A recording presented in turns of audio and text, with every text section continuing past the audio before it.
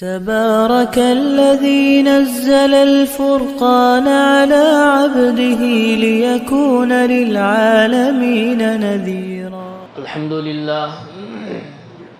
لله وكفى وسلام على عباده الذين اصطفى. أما بعد، أعوذ بالله من الشيطان الرجيم. بسم الله الرحمن الرحيم. ما كان محمد أبا أحد من رجالكم ولكن رسول الله وخاتم النبيين وكان الله بكل شيء عليما. صدق الله مولانا العظيم. قال النبي صلى الله عليه وسلم: أنا آخر الأنبياء وأنتم آخر الأمة، أو كما قال رسول الله صلى الله عليه وسلم. محترم و معزز دوستو، بزرگوں، دینی بھائیوں، عزیز ساتھیوں،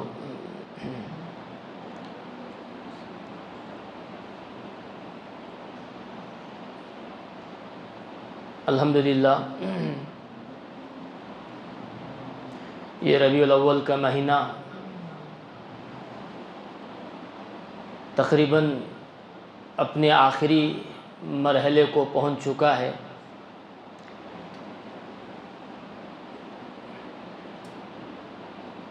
اس موقع پر ہم نے تقریباً علماء کرام سے، اکابر سے مختلف موقعوں میں، مختلف مجالس میں، چاہے وہ جمعہ کے دن جمعہ کی مجلس ہو، دیگر سیرت کے مجالس میں، ہم نے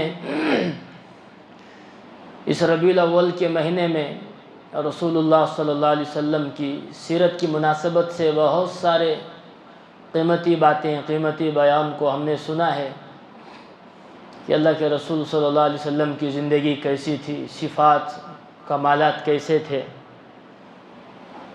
اخلاق کیسے تھے.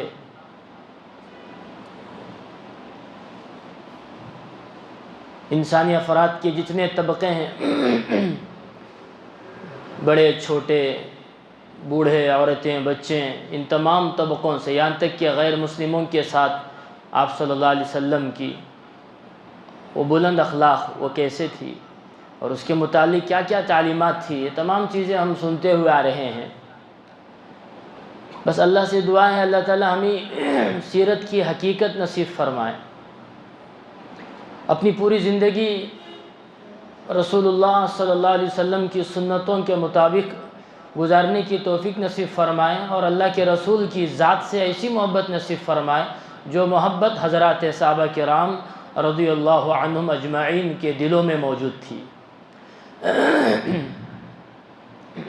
لیکن چونکہ دوستو بزرگوں یہ ربیع الاول کا آخری جمعہ ہے، تو اسی مناسبت سے جب ہم نے ماشاءاللہ اتنے سارے صفات، اتنی ساری چیزیں سیرت کے متعلق سن ہی لی،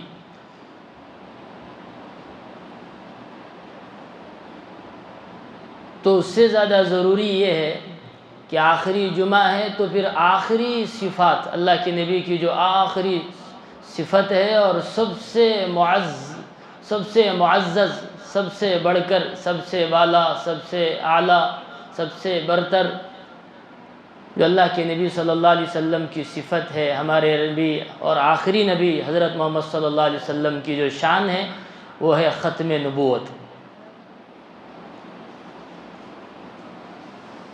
یہ بات ادھوری رہ جائے گی کہ اللہ کے نبی کو اللہ نے جہاں حسن کا ایسا حسین بنایا، حسن میں ایسا خوبصورت بنایا کہ جیسا کہ شروع میں بات آئی کہ ایسا حسین کسی نے کسی زمانے میں کسی ماں نے نہیں جنا، کسی آنکھ نے ایسے حسین و جمیل شخصیت کو نہیں دیکھا، اور سیرت میں ایسا کمال بنایا کہ ایسی سیرت کسی کو نبی کے بعد نہیں دی گئی کہ انک لعلی خلق عظیم، اے نبی جی آپ کو سب سے بلند اخلاق عطا کیا گیا ہے. نہ صورت میں کوئی اللہ کے نبی کے برابر، نہ سیرت میں، نہ اوصاف میں، نہ کمالات میں۔ تو یہ چیزیں چونکہ اللہ کے نبی سے پہلے کسی کو نہیں ملی اور نہ اللہ کے نبی کے بعد کسی کو ملے گی، تو پھر یہ نمایاں صفات میں سے، منفرد صفات میں سے کہ تمام رسولوں سے، بڑے بڑے شخصیات سے جدا کرنے والی چیزیں اللہ نے اللہ کے نبی کو دی۔ لیکن دوستوں بزرگوں، ان تمام چیزوں میں جو سب سے افضل اگر دیکھا جائے وہ ہے اللہ کے رسول صلی اللہ علیہ وسلم کی شان، ختم نبوت والی شان، کہ ایسا نبی جس نبی کے بعد کوئی اور نبی نہیں آ سکتا۔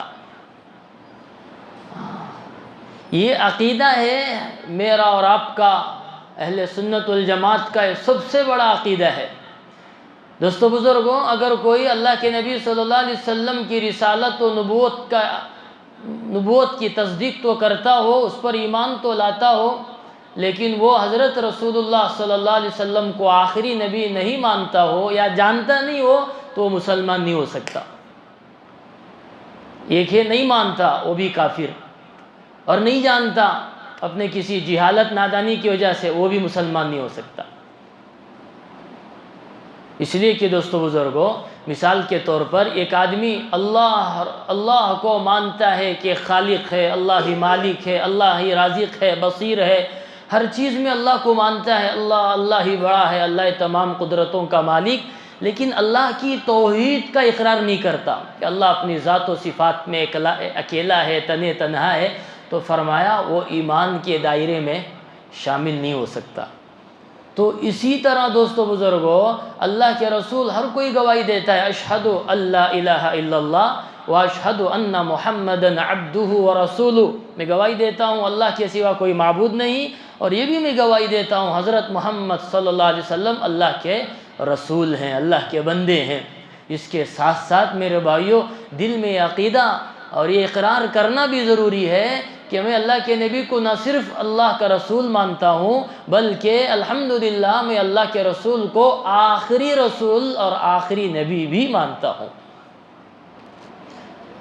اب جا کے رسالت کی صحیح معنی میں تکمیل۔ تو دوستو بزرگوں، اللہ رب العزت اپنے کلام میں، قرآن مجید میں اللہ رب العزت نے اپنے نبی کے بارے میں جو تعریفات، جو تعریفی کلمے، جو جملے اللہ پاک نے ارشاد فرمائے ہیں، وہ آپ کے سامنے نقل کرتا چلوں۔ اللہ رب العزت فرماتے ہیں کہ ما کان محمد ابا احد من رجالکم ولکن رسول اللہ وخاتم النبیین، کہ اللہ کے رسول کی رسالت و نبوت کی تعریف کرتے ہوئے اللہ رب العزت خود فرماتے ہیں، میں ایک رسول جو بھیج رہا ہوں جسے رسول اور نبی بنا کر، یہ خاتم النبیین ہیں۔ یہ کون ہے؟ خاتم النبیین ہیں۔ اسی پارے میں اللہ کے نبی کو سراجم منیرہ کہا ہے، سراجم منیرہ، روشن چراغ۔ کیا مطلب؟ اللہ کے نبی کو جو اللہ پاک نے روشن چراغ بنایا ہے نبوت و رسالت کے ذریعے سے، میرے بھائی ایسا چراغ ہے کبھی ماند نہیں پڑ سکتا، کبھی پھیکا نہیں پڑ سکتا۔ قیامت کی صبح تک ہر زمانے میں ہر انسان کے لیے، چاہے وہ مشرق کا رہنے والا، مغرب کا، جنوب کا، شمال کا، کالا گورا، ہر ایک جو ہے برابر سراجم منیرہ سے، وہ روشنی سے، نبی کی روشنی سے فائدہ اٹھاتا رہے گا۔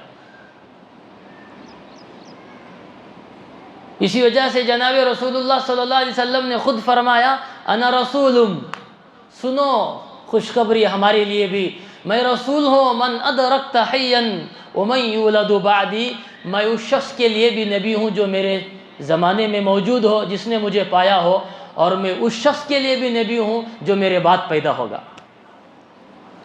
گویا کہ ہم صحابہ نہیں بن سکے، لیکن صحابہ وہ تو صحابہ بن گئے دیدار رسول سے صلی اللہ علیہ وسلم، ان کی عظمت کا کیا کہنا، ان کے ایک ایک عمل کا کیا کہنا۔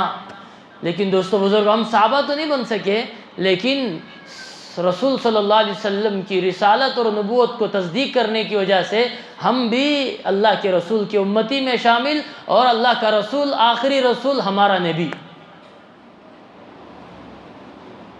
تو اللہ کے نبی نے فرمایا تھا ایک موقع پر، انا آخر الانبیاء، میں نبیوں میں بالکل آخری نبی ہوں، اور تم امتی میں سب سے آخری امت ہو۔ ذرا الگ الگ بیٹھو دونوں ذرا۔ میں رسولوں میں سب سے آخری رسول، اور تم امت میں سب سے آخری امت ہو، وانتم آخر الامم۔ تو دوستو بزرگوں، جیسا کہ میں عرض کر رہا تھا، اللہ رب العزت فرماتے وخاتم النبیین۔ جس طرح سمجھانے کے لیے دوستو بزرگوں، ہم کوئی خاص اسپیشل جو لیٹر پیڈ ہوتا ہے، لیٹر پوسٹ ہوتا ہے، یا کوئی خاص موقع پر لکھا جانے والا خط لیٹر ہوتا ہے، تمام مراحل سے گزرنے کے بعد جو آخری اسٹمپ مہر کے طور پر اسے لگتا ہے، وہ بڑا اہم ہوتا ہے۔ بس یہ آخری دستخط ہے، آخری اسٹمپ ہے، چاہے ملک سے در ملک وہ بڑے پیمانے کا لیٹر ہو جو ایک ملک سے دوسرے ملک کو منتقل کیا جا رہا ہو، یا کوئی خاص حکومتی دستاویز ہو، تو اس میں ایک آخری اسٹمپ لگتا ہے، مہر۔ تو دوستو بزرگوں، خوب اسی طرح بالکل ایسے ہی اللہ نے جو سلسلہ رسولوں کا، نبیوں کا چلایا ہے، اور ان رسولوں اور نبیوں کے سلسلے کو ختم کرتے ہوئے اللہ نے حضرت رسول اللہ صلی اللہ علیہ وسلم کو آخری نبی اور رسول بنا کر نبیوں کے سلسلے پر بھی مہر لگا دیا کہ اب آپ کے بعد کوئی نبی نہیں، آپ کے بعد کوئی رسول نہیں، اور ہمارے بعد کوئی امتی نہیں، کہ میں آخری نبی ہوں اور تم آخری امت ہو۔ تو دوستو بزرگوں،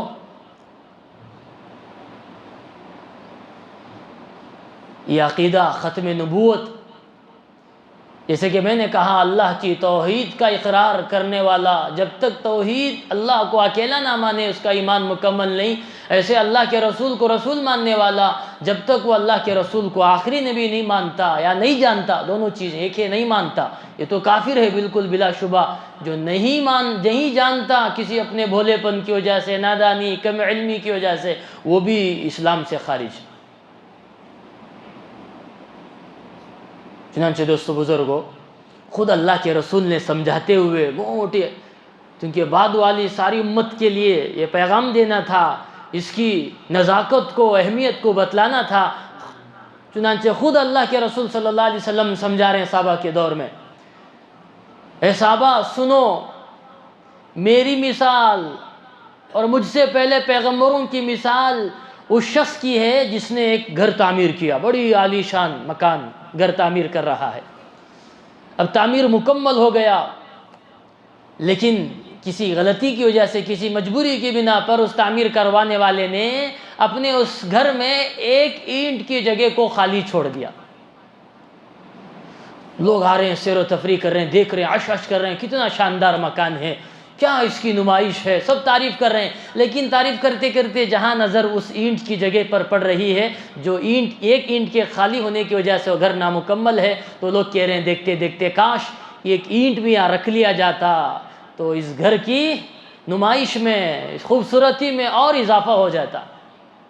تو نبی نے فرمایا سمجھاتے ہوئے، لوگوں سنو، وہ آخری اینٹ میں ہوں، وہ آخری نبی میں ہوں۔ جس طرح ایک اینٹ کے ذریعے سے گھر کی تکمیل کر لی جاتی ہے، اسی طرح ایسے ہی رسولوں کی تکمیل اس وقت تک، نبیوں کی تکمیل اس وقت تک پوری نہیں ہو سکتی جب تک کہ مجھے کوئی آخری نبی نہ مان لے، جب تک مجھ پر اس سلسلے کو اللہ ختم نہ کر لیں، جب تک یہ سلسلہ میرے بھائیوں پوری طرح سے تکمیل نہیں ہو سکتا۔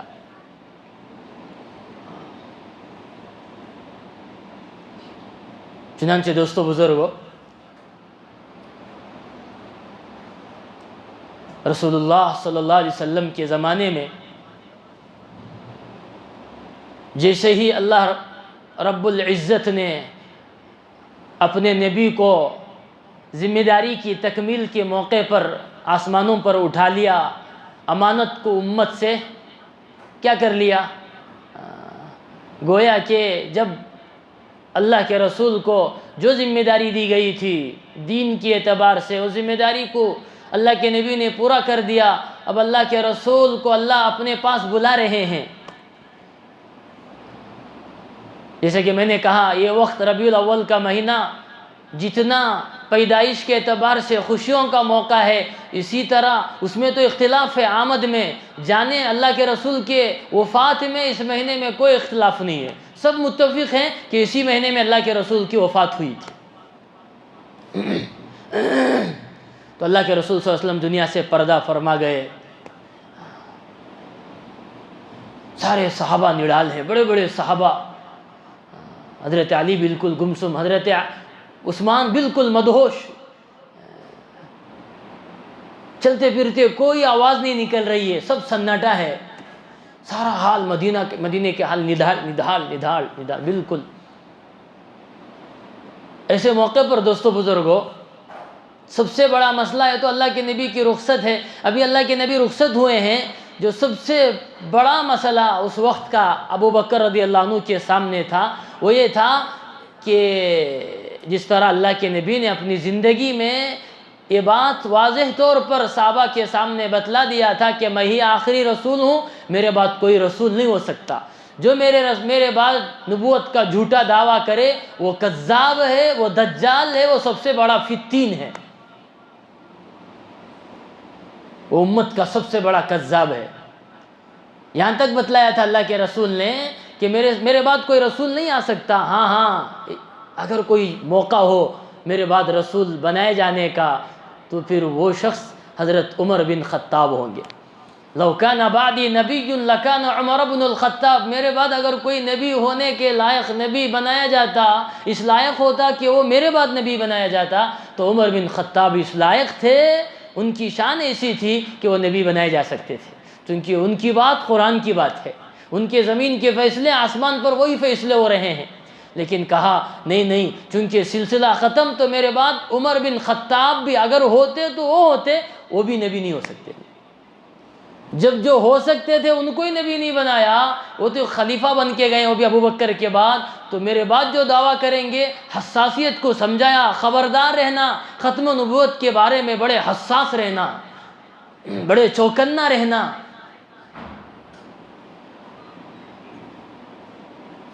چنانچہ دوستو بزرگوں، جنگ یمامہ جو حضرت اللہ کے نبی کے وفات کے بعد جو سب سے پہلی جنگ پیش آئی، جس میں کفار کی طرف سے 40,000 کا لشکر، اور اس میں نبوت کا دعویٰ کرنے والا مسیلمہ کذاب اس کا نام ہے، اس نے نبی کے بعد اپنے نبی ہونے کا دعویٰ کر دیا، جھوٹا نبی ہونے کا کہ میں نبی ہوں، نعوذ باللہ۔ اور ایسا اس نے اندر سے ایسا کھوکھلا بنا، ایسا پلان، ایسی تدابیر اس نے اختیار کی کہ اس کے بعد دھیرے دھیرے جو اللہ کے نبی کے دور کے بعد جو پیدا ہوئے تھے، بلکہ اس زمانے کے بھی اس نے ایسا جال بچھایا دشمنوں کے ساتھ مل کر، جو کم قسم کے، جو بالکل کمزور قسم کے ایمان والے تھے، ان ایک ایک کر کے اس کے جال میں پھنستے گئے، اس کے ساتھ ہو لیے، یہاں تک کہ 40,000 سے زیادہ، لگ بھگ 50 کے قریب، 40,000 تو اس کے ساتھ مل کر لڑنے پہ آ گئے، جنگ میں آمدہ ہو گئے۔ اب میرے بھائیو ذرا سنیں، مزاج کے اعتبار سے حضرت ابو بکر رضی اللہ عنہ کے بارے میں آتا ہے بالکل نرم، ان سے زیادہ نرم کوئی نہیں، وہی صفت، اللہ کے نبی جو نرم تھے وہی نرمی حضرت ابو بکر میں منتقل ہو گئی تھی، لیکن مسئلہ عقیدہ نبوت کا، شان نبوت کا، نبی کی ذات پر آنچ آنے کا، تو کہا یہ نہیں ہو سکتا، ینقص الدین، نبی پر دین پر آنچ آئے، نبی کی ذات پر آنچ آئے، ابو بکر زندہ رہے، ہو نہیں سکتا۔ چنانچہ دوستو بزرگوں، ابو بکر رضی اللہ عنہ نے جو قافلے کو روانہ کیا ہے اس میں 1200 افراد، کتنے افراد؟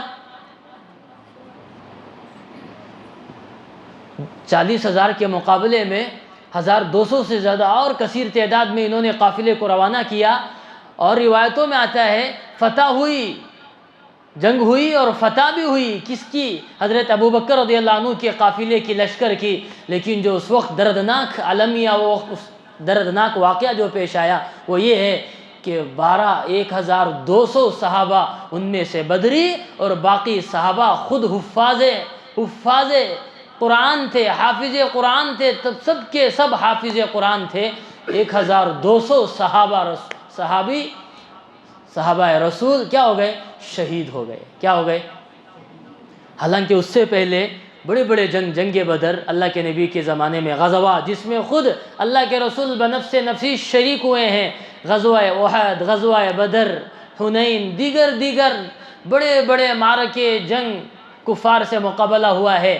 میرے بھائیوں، کفار کے اتنے بڑے شرارت، اتنے بڑے زور کے باوجود جو مسلمان شہید ہوئے ہیں، روایتوں میں آتا ہے 259، ایک کم 60، 250 پر 9 افراد کل ملا کے شہید ہوئے ہیں پورے نبی کے غزوات میں، پورے جنگ میں، نبی کے دور میں۔ لیکن صرف ایک جنگ یمامہ میں 1200 صحابہ شہید ہوئے ہیں۔ سبحان اللہ، بڑے غور کی، اتنا اہم مسئلہ ہے۔ ابو بکر صدیق نے بتایا کہ یہ مسئلہ امت کے لیے، پوری امت کے لیے، قیامت تک کے لیے سب سے بڑا مسئلہ ہے۔ رسول صلی اللہ علیہ وسلم کی ذات میں آنچ نہ آئے۔ جس طرح اللہ کا رسول ہے، وہیں آخری رسول بھی ہے، آخری نبی بھی ہے، یہ نہیں ہو سکتا۔ چنانچہ دوستو بزرگوں، اب سنتے جائیں گے، رونگٹے کھڑے ہو جائیں گے، رونگٹے۔ حضرت اسی مسلمہ کذاب سے متعلق لکھا ہے، حضرت ابو بکر صدیق رضی اللہ عنہ خلیفہ اول نے اپنے قاصد کو، حبیب بن زید رضی اللہ عنہ کو اس کے پاس بھیجا، مسلمہ کذاب کے پاس، کہ صلح ہو جائے، اس سے بات چیت کے لیے۔ اب وہ اس کے دربار میں پہنچتے ہیں، پہنچتے ہی وہ پوچھتا ہے کہ تم رسول اللہ صلی اللہ علیہ وسلم کی رسالت کا، نبوت کا اس کی گواہی دیتے ہو، نبوت کی، رسالت کی؟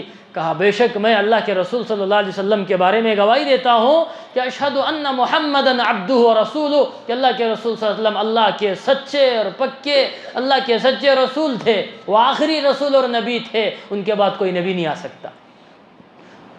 فوراً اس کے بعد وہ پوچھتا ہے میری نبوت، جھوٹا کذاب، کیا پوچھ رہا ہے مسلمہ کذاب؟ میری نبوت اور رسالت کے بارے میں تو کیا کہتا ہے، کیا کہتے ہو؟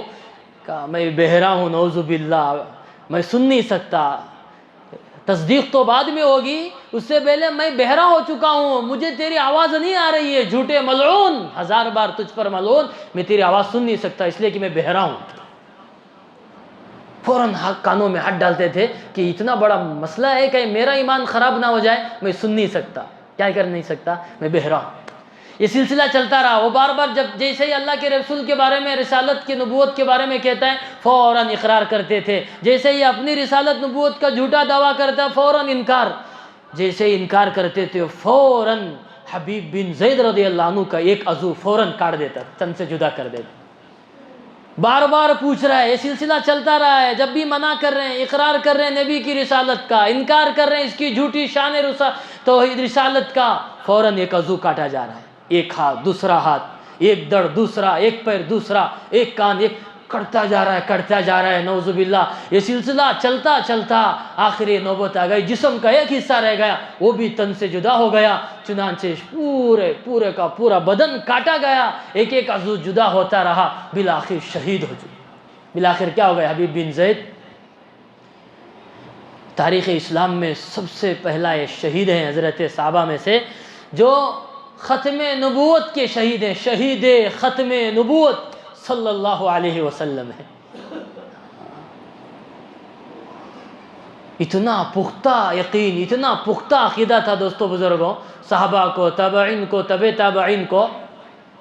ابو مسلم خولانی خود صحابی نہیں بن سکے، کیوں نہیں بن سکے؟ صنعاء یمن میں رہتے تھے، جب اللہ کے رسول کی نبوت کا اعلان پہنچتے جب ان تک پیغام پہنچا اور سفر میں نکلے ہیں رسول کے ہاتھ پر بیعت ہونے، اسلام قبول کرنے، ابھی مدینے میں پہنچے ہیں، سنا خبر، بہت برا خبر، کیا کہ رسول کا انتقال ہو گیا، انا للہ۔ سہم سے گئے، بے چین ہو گئے، صرف ایک ملاقات، ایک رتی برابر، ابھی ملاقات ہاتھ سے نہیں، مصافحہ نہیں، دیدار ہو جاتی، صرف دیدار ہو جاتا، صحابی بن جاتے۔ ایک دیدار ان کو کیا بنا دیتا؟ صحابی بنا دیتا۔ لیکن دوستو بزرگوں صحابی نہیں بن سکے، لیکن ان کے اندر جو جذبہ آخری نبی ماننے کا اور ختم نبوت کا، کہ ان پر بڑے بڑے صحابہ حضرت عمر جیسے صحابی رسول ان پر رش کرتے تھے۔ ہوا یوں، یہ یمن میں رہتے تھے، وہاں اس وقت اسود انسی ایک اور بدبخت، یہ سلسلہ آج کا نہیں بہت پہلے سے چل رہا، اسود انسی ملعون، اس نے بھی نبوت کا دعویٰ کر دیا تھا۔ اب اسے کہا کہ مان کہ میں آخری رسول ہوں، نعوذ باللہ، توبہ، تو اور آخری رسول، لعنت بھیجتا ہوں، منع کر دیا، انکار کر دیا۔ اس نے سب کے سامنے دہکتی ہوئی آگ، بھٹکتی ہوئی آگ میں ان کو اٹھا کے پھینک دیا۔ سارے لوگوں نے ماجرا دیکھا۔ دوستو بزرگوں، کیا ایمان تھا ایک تابعی صحابی کا، اللہ اکبر۔ میرے بھائیو، وہی ایمان ہے، وہی چیز ہے، وہی اندر کی کیفیت ہے۔ کسی ایک کے ساتھ پیش آتی ہے تو وہ معجزہ بن جاتا ہے، کسی اور کے ساتھ پیش آتی ہے تو وہ کرامت۔ کیا مطلب؟ ایک واقعہ انبیاء میں سے کسی کے ساتھ پیش آ جائے تو وہ ابراہیم خلیل اللہ بن جائے، ان کا معجزہ بن جائے۔ وہی نبی امت کے اللہ کے رسول، آخری رسول کے ایک امتی کے ساتھ پیش آ جائے، وہ کرامت بن گئی۔ کیا بن گئی میرے بھائیو؟ آگ بالکل جیسے حضرت ابراہیم خلیل اللہ پر گلے گلزار بن گئی، ماشاءاللہ اللہ کے رسول کے امتی ابو مسلم خولانی رحمت اللہ علیہ کے لیے بھی آگ ہو بہو ایسے گلے گلزار بن گئی، ان کے لیے معجزہ، ان کے لیے کرامت بن گئی۔ اب میرے بھائیو، زندہ سالم نکلے ہیں آگ سے، اور وہ لوگ بڑے حیران ہو گئے۔ ان کے وزراء میں سے کسی نے رائے دیا اسود انسی ملعون کو، اس سے پہلے کہ لوگ تجھے جھوٹا کہنے لگے، اسے یمن سے باہر نکال، بھگا دے۔ چنانچہ ان کو نکالا گیا۔ اب یہ چپکے سے مدینہ پہنچے ہیں، روض رسول اللہ پر حاضری ملی ہے، نماز پڑھ کے فارغ ہوئے ہیں، اتنے میں حضرت عمر کی نظر ابو مسلم خولانی رحمت اللہ علیہ پر پڑ گئی۔ فوراً گئے اور ان سے مصافحہ کیا، معانقہ کیا، پوچھا، ارے اس آدمی کا، اس امتی کا کیا حال ہے جسے اسود انسی نے نبوت کا، جھوٹے نبوت کا انکار کرنے کی وجہ سے آگ میں ڈالا اور آگ سے صحیح زندہ سالم باہر نکل آئے؟ کہا اپنے بارے میں کہا نہیں وہ میں ہوں، یہ نہیں کہا، اپنے آپ کو چھپاتے ہوئے اپنی کرامت کو کہا وہ عبداللہ ہے بن سور ہے، اپنے آپ کو چھپایا۔ اللہ کے لیے کیا تھا نا، ہم تو چھوٹے چھوٹے عمل کر کے دکھاتے نہیں، اتنا بڑا عمل اللہ کے لیے کیا، بتایا نہیں عمر کو۔ لیکن عمر تو عمر، جس کے بارے میں نبی نے کہا میرا بعد نبی ہوتا تو عمر ہوتا، اپنی قوت ایمانی کی فراست سے پہچان گئے یہ وہی ہے۔ کہا ابو مسلم تجھے میں قسم دیتا ہوں، ذرا بتانا کیا وہ آپ ہی نہیں ہو، کیا وہ آپ ہی ہو؟ کہا وہ میں ہی تھا۔ بس اتنا سننا تھا۔ ابو مسلم خولانی کو پھر سے گلے لگایا، اور اللہ کے رسول نبی کے صحابہ حضرت عمر جلیل القدر صحابہ رسول گلے لگا کر رونے لگے، اور لے گئے خلیفہ اول حضرت ابو بکر کے دربار میں، اور ادھر ابو بکر بیٹھے ہیں، ادھر عمر، بیچ میں ابو مسلم خولانی کو بٹھایا ہے، اور کہا تمام تعریفیں اس اللہ کے لیے ہے کہ جس نے مجھے ایسے اللہ کے نبی کی امتی میں سے ایسے امتی کی زیارت نصیب فرمائی جس کے لیے اللہ نے آپ کو ایسے گلے گلزار کر دیا جیسے ابراہیم خلیل اللہ کو اللہ نے گلے گلزار کر دیا تھا۔ تو میرے بھائیو، یہ ہے ختم نبوت کا عقیدہ۔ ابو حنیفہ کے دور میں ایک شخص نے نبوت کا دعویٰ کر دیا تو لوگوں نے ابو حنیفہ رضی اللہ عنہ، ابو حنیفہ رحمۃ اللہ علیہ سے پوچھا، بڑے امام، سب سے بڑے امام، بھائی اس کے بارے میں کیا کہتے ہو، کیا فتویٰ ہے، آپ کیا کہتے ہو کہ اس فلاں نے نبوت کا دعویٰ کر دیا؟ نعوذ باللہ، کہا کافر ہے۔ کیا کہا؟ ایک ہی جملہ، کافر ہے۔ بلکہ سنو، صرف وہ آدمی کافر نہیں، جو بھی اس سے اس کی جھوٹی نبوت کی وجہ سے اس سے جھوٹی نبوت کی دلیل بھی مانگے وہ بھی کافر ہے۔ کیا مطلب؟ اگر کوئی اس دور میں نبوت کا اعلان کر دے، نعوذ باللہ، اگر کوئی بولا بالا آدمی جا کر بھائی آپ کی دلیل کیا ہے، آپ نبی ہیں، بس اتنا پوچھ لے، وہ بھی کافر ہو جائے گا۔ اتنا اہم مسئلہ ہے ختم نبوت کا۔ کیوں؟ گویا کہ وہ اپنی اس دلیل مانگنے کی وجہ سے وہ یہ مان رہا ہے، یہ امکان مان رہا ہے، ہاں بھائی اللہ کے رسول کے بعد بھی کوئی نبی آ سکتا ہے، نعوذ باللہ۔ عمر جیسا آدمی، ابو بکر جیسا آدمی نبی کے بعد نبی نہیں بن سکا، رسول کے بعد رسول نہیں بن سکے، اس دور میں اس دور میں کون بن سکے گا نبی؟ تو میرے بھائی اتنا احساس، جیسا کہ میں نے کہا، ماننا اللہ کے رسول کی رسالت کو اور یقین کرنا اللہ کے رسول سچے رسول ہیں، نبی ہیں، ساتھ ساتھ اس وقت تک یہ تصدیق کامل و مکمل نہیں جب تک کہ میں یہ بھی اعتراف کر لوں اللہ کے رسول آخری رسول ہیں، آخری نبی ہیں۔ تب جا کر دوستو بزرگوں میرا اور آپ کا ایمان مکمل اور محفوظ رہے گا۔ اتنی قیمتی باتیں میں اس لیے بتا رہا ہوں دوستو بزرگوں، ہمارے نبی کی شان نرالی ہے اور اس امت کی شان نرالی ہے۔ نبی آخری نبی ہیں اور اسی وجہ سے آخری کتاب قرآن دی گئی اور آخری دین اسلام دین دیا گیا اور اسے تکمیل کیا گیا۔ اگر اللہ کے نبی آخری نبی نہیں ہوتے تو نہ آخری کتاب ملتی، نہ آخری دین ملتا، نہ دین مکمل ہوتا۔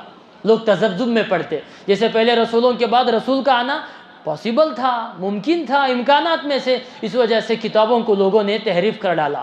وہ بھی کتاب اللہ تھے، تورات، زبور، انجیل، اس میں لوگوں نے تحریف کر ڈالی، کنفیوژن میں پڑ گئے۔ اب تک یہ دین، بعد میں دوسری کتاب، دوسری شریعت، موسیٰ کے بعد کوئی اور شریعت، ابراہیم کے بعد موسیٰ کا دین، فلاں کا دین، لوگ تذبذب میں۔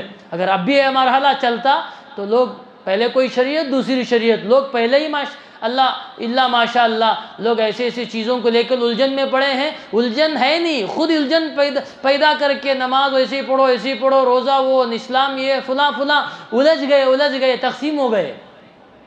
لیکن میرے بھائی اللہ نے ہماری حفاظت کر لی کہ بھائی آخری دین، آخری نبی، آخری کتاب، کوئی تحریف نہیں، کوئی تبدیلی نہیں، اور اسے گلوبل امہ کہا۔ کیا؟ عالمی نبی کی عالمی امت۔ اللہ اکبر! اگر کوئی اور نبی آتا تو ہم عالمی نبی نہیں بن جاتے، بس نبی آخری اور عالمی نبی ہیں اور خاتم النبیین ہیں، اس وجہ سے ہم بھی ماشاءاللہ کیا بن گئے؟ عالمی امہ، ماشاءاللہ، ایک امت۔ مسلوں کا اختلاف ہو سکتا ہے، مسالک کا اختلاف، مسلک کا اختلاف مسالک بناتا ہے، عقیدے کا اختلاف آدمی کو کافر بناتا ہے۔ کیا بناتا ہے؟ یہ عقیدہ ہے، ختم نبوت میرا اور آپ کا عقیدہ ہے۔ اسی وجہ سے اتنے بڑے جماعت میں سے، امت مسلمہ میں سے، یہ قادیانی جو اپنے آپ کو مسلم کیا کہتی ہے، احمدیہ مسلم جماعت ہے یا احمدی مسلم کہتی ہے، یہ اسلام کے دائرے سے خارج ہو گئے۔ کسی کو چاروں ائمہ میں سے کسی مسالک کا علماء، چاہے وہ کتنا بھی دور اور دیر، کتنا بڑا عالم، کتنا چھوٹا، ہر کوئی میرے بھائیوں، بڑے سے بڑے علماء کا، بڑے سے بڑے مسالک کے علماء کا، تمام علماء کا اس پر چھوٹے مسائل میں اختلاف ہو سکتا ہے، اس مسئلے میں سب متفق ہیں کہ اللہ کے رسول کو آخری نبی نہیں ماننے کی وجہ سے یہ فرقہ قادیان یہ کیا ہو گیا؟ اسلام کے دائرے سے خارج ہو گئے۔ سن 1990 یا 90 میں مرزا غلام محمد قادیانی نے دعویٰ کر دیا، میرے بھائیو ہمارا ان سے ایسا اختلاف ہے، یہ نہ سمجھو کہ ان کا اختلاف مسالک جیسے اہل حدیث، جیسے اہل قرآن، جیسے دیوبندی فرقہ، سنی، ایسا نہیں ہے، ذرا کان کھول کے سنیں، یہ اختلاف کوئی اختلاف نہیں ہے۔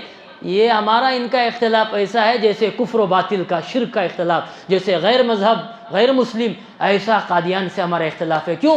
اس نے نبی کو جھٹلایا، کہا میں آخری نبی ہوں۔ اتنا ہی نہیں، اس نے قرآن کو جھٹلایا، کہا آخری کتاب قرآن نہیں ہے، تذکرہ، جس کا نام شیطانی الہام، کہ قرآن کی جگہ انہوں نے تذکرہ کو قرآن مان لیا، قرآن کا درجہ دیا، اور نبی کا درجہ غلام محمد قادیانی کو دیا، اور کہا میری بیوی ام المؤمنین ہے، امہات المؤمنین میں سے ام المؤمنین کا لقب اپنی بیوی کو دیا، اور اپنے ماننے والے کو صحابہ کا درجہ دیا۔ مکہ مدینہ منورہ جسے ہم بابرکت زمین، جس کی حرمت کا ہم اعتراف کرتے ہیں، اس نے قادیان کو کہا یہ مکہ اور مدینے سے افضل ہے، نعوذ باللہ۔ اب اس وجہ سے، اختلاف کی وجہ سے میرے بھائیوں، اسلام کے دائرے سے ہمیشہ کے لیے کیا ہو گئے؟ وہ خارج ہو گئے۔ اتنا نہیں، اللہ نے ایسے ذلیل کیا ہے، ابھی 1-2 سال، 1.5 سال، 2-2.5 سال پہلے، میں نام نہیں لیتا، ان کا بہت بڑا سربراہ پروگرام میں کھڑا ہے، ساری دنیا دیکھ رہی ہے، وہ قرآن پاک کی ایک آیت میں آپ کے سامنے پڑھ کر سناتا ہوں۔ اعوذ باللہ من الشیطان الرجیم، بسم اللہ الرحمن الرحیم، ان الذین تدعون من دون اللہ لن يخلقوا ذبابا ولو اجتمعوا لہ۔ یہ آیت پڑھنے کی کوشش کر رہا ہے، 20 دفعہ پڑھ چکا، اس کی زبان ساتھ نہیں دے رہی ہے، ایسا اٹک رہا تھا جیسے کوئی تتلا اٹکتا ہے، بچہ اٹکتا ہے، ایسا کوئی زبان کا ہلکا جو جسے ہوتا ہے نا زبان میں لکنت، وہ پوری قوت لگا رہا ہے قرآن کی آیت پڑھ دوں، 20 دفعہ کوشش کر لیا، ایک آیت اس سے نہیں پڑھا گیا۔ مفتی حضرت ہمارے اکابر میں سے، انہوں نے کہا، لکھا ہے، انہوں نے اس بیان کو امت کے سامنے پیش کر کے کہا، اللہ عزت کی چوٹی پر پہنچاتے ہیں ایسے، جب کسی کو ذلیل کرتے ہیں ایسے۔ آگے لکھا، آگے کہا انہوں نے، جس کے دل میں ایمان کا نور نہ ہو اس کی زبان سے قرآن کی آیت نہیں نکل سکتی۔ عقیدہ ختم نبوت کا انکار کرنے کی وجہ سے ایمان سے خارج ہو گیا، اور قرآن کیسے پڑھ سکتا ہے؟ پڑھ بھی لے، غیر بھی پڑھ رہے ہیں، بڑے بڑے فلم اسٹار پڑھ رہے ہیں، غیر بڑے بڑے ان کے پجاری پڑھ رہے ہیں، قرآن کا ترجمہ کر کے بتا رہے ہیں، کیا وہ ایمان والے ہو گئے؟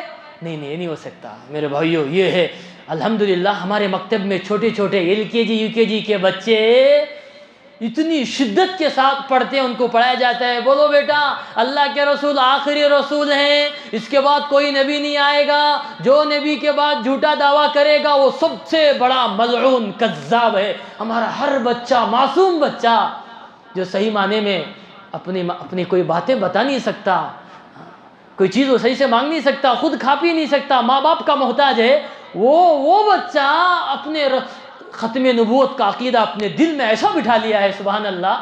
میرے بھائیوں میں آپ کو کیا بتاؤں، وقت بھی ختم ہوتا چلا جا رہا ہے۔ کبھی ایک واقعہ یاد آیا، میں اس موقع پر اگلے کسی موقع پر آپ کو بتاؤں۔ میرے بھائیوں یہ مکاتب بھی، چونکہ موضوع ہٹ جائے گا، میں تو ختم نبوت پر بیان کر رہا ہوں، اپنے خود بھی اور اپنے بچوں کو بھی ایسا گلا کر پھلانا ہے اس عقیدے کو کہ کبھی نہیں ہو سکتا کہ بھئی ہم اپنی جان سب کچھ نچاور کر سکتے ہیں، لیکن عقیدہ ختم نبوت جیسے صحابہ نے اس کی حفاظت کی، جیسے صحابہ کے بعد تابعین، تابعین نے، اولیاء اعظام نے اس عقیدے کی حفاظت کی، بالکل ٹھیک اسی طرح مجھے اور آپ کو بھی دوستو بزرگوں اس عقیدے کی حفاظت کرنی ضروری ہے۔ اللہ مجھے اور آپ کو اس عقیدے کی اہمیت کو، نزاکت کو سمجھنے کی توفیق نصیب فرمائے کہ ماننا بھی ہے، جاننا بھی ہے۔ مانن تو سب ہیں کہ اللہ کو، اللہ کے رسول کو ہم آخری نبی مانتے ہیں، بھی مانتے ہیں الحمدللہ، اللہ کا شکر ہے، لیکن جاننا بھی ضروری ہے۔ کوئی کم علمی، نادانی، اپنے بھولے پن کی وجہ سے نہیں معلوم مجھے کون آخری نبی، اگر اتنا کہہ دے یا اتنا اس کے دل میں آ جائے تو وہ اسلام سے خارج ہو جاتا ہے۔ اتنا نازک مسئلہ ہے۔ اللہ تعالی ہم تمام کی حفاظت فرمائے۔ اور خاص بات میرے بھائیو اس کے تعلق سے آپ سے جمعہ کے موقع پر یہ عرض کرنا ہے، دیکھو ماشاءاللہ جو لوگ آئے ہیں اب تک، ماشاءاللہ جتنے لوگ جمعہ کے موقع پر اب جلد سے جلد فارغ ہو کر آئے ہیں، بڑے مبارک خوش نصیب ہیں۔ ایسے عقائد، ایسے باریک مسائل جمعہ کے موقع پر جڑتے ہیں، تبھی تو آپ کے سامنے یہ ساری چیزیں تفصیل سے آتی ہیں۔ اگر میرے بھائیو ہم دیر کر دیں اور جمعہ کی اہمیت کو نہ سمجھیں، میرے بھائیو دو چیزیں کر لیں۔ اس وقت امت بڑی پریشان ہے، پریشانی کا حل دین کی طرف صحیح رخ کے ساتھ صحیح دین کو پہچاننا اور صحیح دین کی طرف آنا ہے۔ لوگ پریشان ہیں دین کے اعتبار سے بھی، دنیا کے اعتبار سے بھی، بے روزی، بے برکتی کے ایک عجیب تنگی کی شکایت ہے۔ قرآن کہتا ہے جمعہ کے موقع پر کہ جب جمعہ کی اذان دی جائے، پہلے اذان 12:30 بجے ہو جاتی نا، اذان جیسے ہی پڑ جائے کانوں میں، اب تیاری کرنی نہیں ہے، اب ایسی کوشش کرو کہ جمعہ اذان ہو فوراً مسجد پہنچ جاؤ۔ ہماری کوشش، ہماری تیاری تو اذان پر شروع ہوتی ہے، تو پھر یہ شروع ہوتے ہوتے جمعہ میں تاخیر ہو جاتی ہے، تو پھر یہ گناہ ہے، عظیم ہے، کبیرہ گناہ ہے، واجب ہے سعی الجمعہ۔ دو چیزیں کرنا ہے، جمعہ سے پہلے جمعہ اذان پر فوراً مسجد آنا ہے، یہ سعی الجمعہ ہے، واجب ہے، ورنہ آدمی گنہگار ہوگا۔ بڑی مشکل سے ہفتے میں ایک دفعہ جمعہ ادا ہو رہا ہے، وہ بھی ناقص۔ میرے بھائیو ایسے جمعہ ادا کرنے کا کیا فائدہ؟ اور جمعہ کے بعد کیا کہا؟ جیسے ہی فَإِذَا قُضِيَتِ الصَّلَاةُ، جمعہ سے فارغ ہو جاؤ، فَانْتَشِرُوا فِي الْأَرْضِ، زمین میں گھومو پھرو، وَابْتَغُوا مِنْ فَضْلِ اللَّهِ، خوب روزی اللہ کا فضل تلاش کرو۔ اس وجہ سے لکھا ہے مسئلہ فقہا نے یہاں، جو جمعہ کے دن جلدی آ جائے، جمعہ کے بعد فوراً کیا کرے؟ روزی روٹی کی تلاش میں نکلے، قسم خدا کی اس کی روزی میں برکت ہوگی۔ روزی تقسیم، برکت تقسیم کے وقت میں تو امت غافل۔ فجر کے وقت میں اللہ کے نبی کی دعا ہے، اللہم بارک لی امتی فی بکورہا، اے اللہ میری امت کے صبح کے وقت میں برکت نصیب فرما۔ اب ہماری دکانیں، فیکٹریاں کب کھلتی بھائی؟ ہماری صبح کب ہوتی ہے؟ جب روزی میں جب برکتیں تقسیم ہو رہی ہے، ہم ساتوں آسمان میں موجود ہیں، 11-12 بجے ہماری دکانیں، فیکٹریاں وغیرہ کھلتی ہیں۔ مجبوری اپنی جگہ میرے بھائیو، کچھ دیر فجر پڑھ کر اشراق کے بعد کھول کر دیکھو، نماز پڑھ کے کھول کر دیکھو، جمعہ کے موقع پر جلدی آنکھیں دیکھو، اور جمعہ کے بعد جلدی روزی کی طرف جا کر دیکھو۔ میرے بھائیو کیسے اللہ برکت دیں گے آپ کبھی سوچ نہیں سکتے، کبھی تصور نہیں کر سکتے۔ حلال میں برکت ہے، حرام کے دانے دانے سے، وہ نحوست کی روزی سے برکتیں ختم کر دی جاتی ہے۔